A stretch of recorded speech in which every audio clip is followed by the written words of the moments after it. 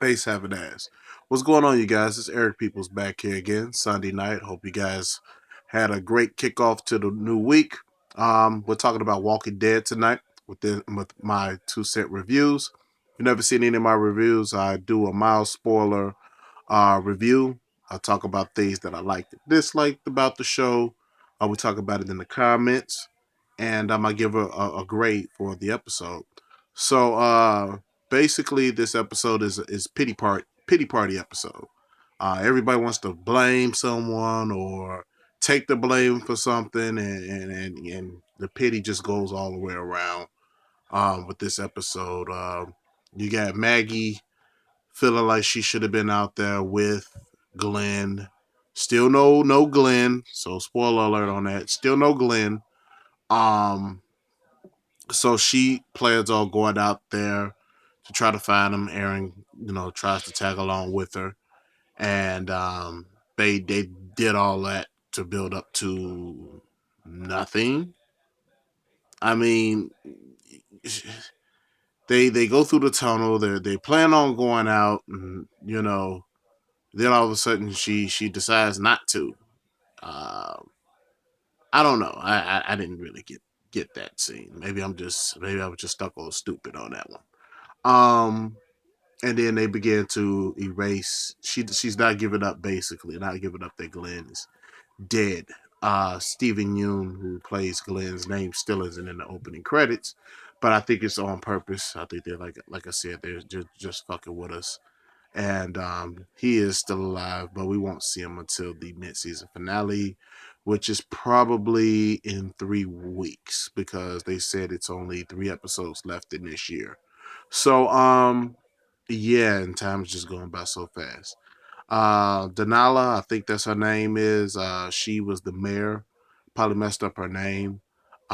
She's really coming to grips that of the reality of what Rick has been preaching for the longest. That you guys aren't equipped to survive, and that she wasn't equipped to survive, and she's just been in limbo ever since the last episode of last season.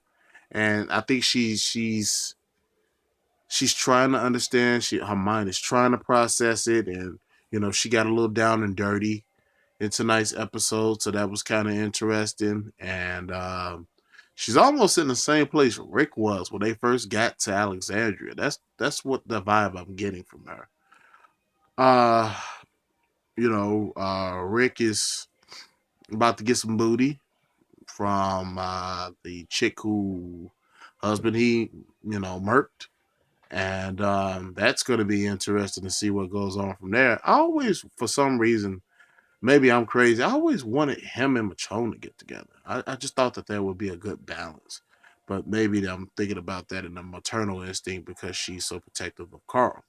Which leads me to Carl. He has a little arc in this episode dealing with the teenagers of Alexandria. That wolf girl. I'm still calling her ass a wolf girl because I just don't trust her. I haven't trusted her since the beginning. But her boyfriend is like telling Carl, "Hey, let her go. Woo this, woo that." And Carl's like, "No, we got to go out there and save her. She's the only teenage booty here." And they have a little tussle, and ultimately, I think Carl decides to stay because the boy said that he was going to go and tell Rick.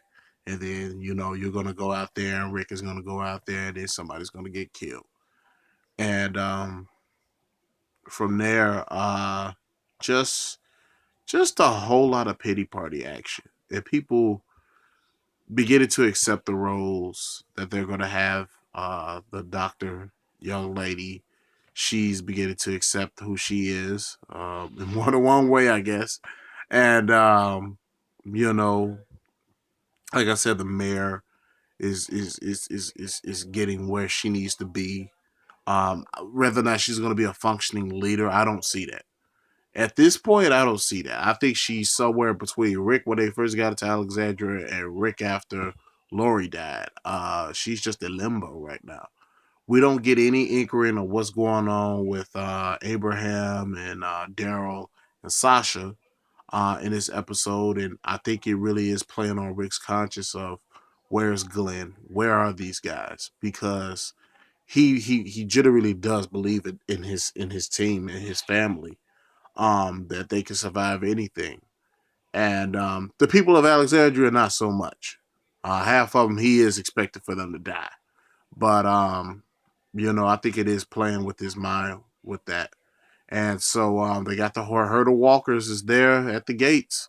They're bamming it down, and you know, it's just a messed up situation. But instead of being proactive, thinking of better ways to reinforce the wall, training, making runs to make sure you got enough rations and medical supplies, because eventually that shit will run out. Even though the population of the town has decreased substantially, they are walking around just in their own, wallowing in their own pity. You can't do that. You can't get drunk. Denala's son was over there getting drunk and telling his mom off. And I'm sorry, you just can't do those things in the zombie apocalypse. That's my rule. If you want to get high, you want to get drunk, you want to be in a pity party, take your ass over there. You ain't working with me over here. I'm all about moving forward and getting through shit, planning shit out, planning after plan, and getting shit done. All that whining and shit, and that's what it was a lot in this episode. So I gave it a 2. No evidence of Glenn or anything like that. And it was really an episode to build up certain characters, new characters, as far as their development. So if you like this video, hit like. If you disliked it, dislike it. But don't be an ass. Let me know what you disliked about the video, and I might take it into consideration. And I will be seeing you guys tomorrow for Gotham. It's been really, really good so far, and I think it's going to continue. I'm planning on something right now, on Fridays for you guys. Any rumors, information about movies, comic books, things of that nature, things that I love, that obviously if you're watching this video, you love too. Doing a video about that. And, let me know if you guys are interested in it. I might even do a test run this coming up Friday. And yeah, we'll see what happens with that. So I appreciate you guys. Let's talk about it in the comments tonight's episode, and I'll see you tomorrow.